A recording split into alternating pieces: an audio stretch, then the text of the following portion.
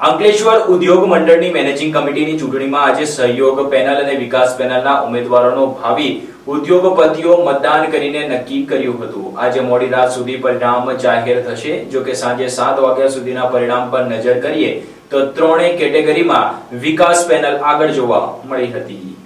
એશિયાની પ્રતિષ્ઠિત ઔદ્યોગિક વસાહતોમાં સ્થાન ધરાવતી અંકલેશ્વર ઇન્ડસ્ટ્રીઝ એસોસિએશનની મેનેજિંગ કમિટીની વર્ષ 2026-27 માટેની ચૂંટણીનું મતદાન મંગળવારે એઆઈએ કચેરી ખાતે શાંતિપૂર્ણ માહોલમાં યોજાયું। સવારથી જ ઉદ્યોગકારો ઉત્સાહભેર મતદાન માટે પહોંચ્યા અને પોતાના મતાધિકારનો ઉપયોગ કર્યો। પાછલા વર્ષની આ ચૂંટણીમાં મુખ્ય મુકાબલો સહયોગ પેનલ અને વિકાસ પેનલ વચ્ચે જોવા મળી રહ્યો છે। કુલ 1282 નોંધાયેલા મતદારોમાંથી સભ્યોએ મતદાન કર્યું। 10 બેઠકો માટે બંને પેનલના મળી કુલ 20 ઉમેદવારો મેદાનમાં છે। અંકલેશ્વર ઇન્ડસ્ટ્રીઝ એસોસિએશનની મેનેજિંગ કમિટીમાં કુલ 30 સભ્યો હોય છે, જેમાં 24 small scale industries, 3 reserve category અને 3 કોર્પોરેટ કેટેગરીના સભ્યોનો સમાવેશ થાય છે।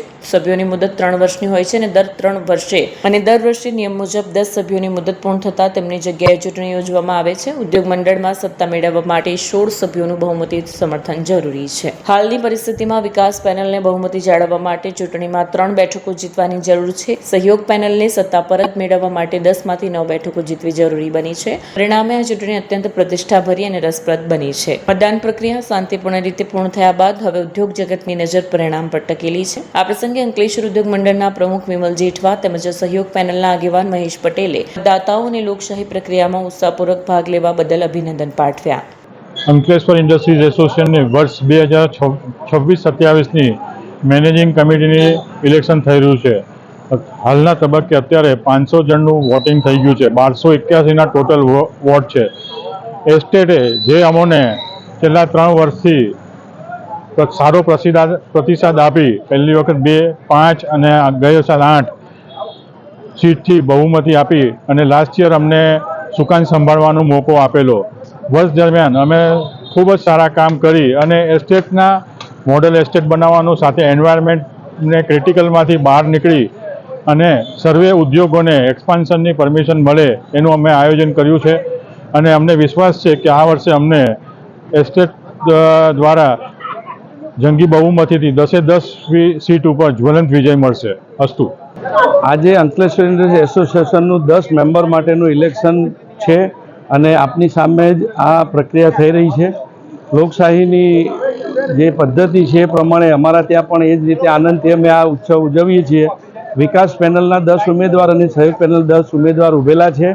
આ વખતે 40 વર્ષથી જે કામ કરતી આવેલી સહયોગ પેનલ અવિરત કામ કરે છે। વચ્ચે થોડો પ્રોબ્લેમ આવ્યો અને થોડી વિટમણાઓ લોકોની સમજ ફેરમાં જે સત્તા ગયેલી છે, આ વર્ષે અમે પુનઃ પાછી મેળવવા સક્ષમ છીએ। અમને વિશ્વાસ છે અમારા મતદારો ઉપર, ઉદ્યોગકારો ઉપર કે અમને 10 વોટ આપી જંગી બહુમતીથી જીતાડશે। અમારું સપનું હતું કે મેનેજમેન્ટ, વેસ્ટ મેનેજમેન્ટ એટલે કે અંકલેશ્વર ઇન્ડસ્ટ્રી દ્વારા સ્થપાયેલી કંપની AWML કન્સાઇન્ટ આવી ગઈ છે અને બધા મેમ્બરોને પણ કન્સાઇન્ટ મળી જશે। કો પ્રોસેસ સેન્ટર પણ અમે ઊભા કરવાના છીએ બીજો 45 જમીનના પ્લોટમાં અને ભવિષ્યમાં સોલિડ વેસ્ટ સાઇટ પણ NCTL સાથે રહી પાનોલી સાથે રહીને એક કોમન નો પ્રોફિટ નો લોસની બનાવવામાં આવશે। સાથે જે પબ્લિક માટેના આરોગ્ય, પર્યાવરણ અને રોડ રસ્તાના જે કામો છે, ગાર્ડનના કે વોટર રિચાર્જ કે નવા તળાવની કે જે કંઈ વાત હોય એ સમયની સાથે ટેકનિકલ અભ્યાસ કરીને પૂર્ણ કરવામાં આવશે। એટલે ફરીથી હું મતદારોનો આભાર માનું છું। હજી તો પ્રક્રિયા ચાલુ છે।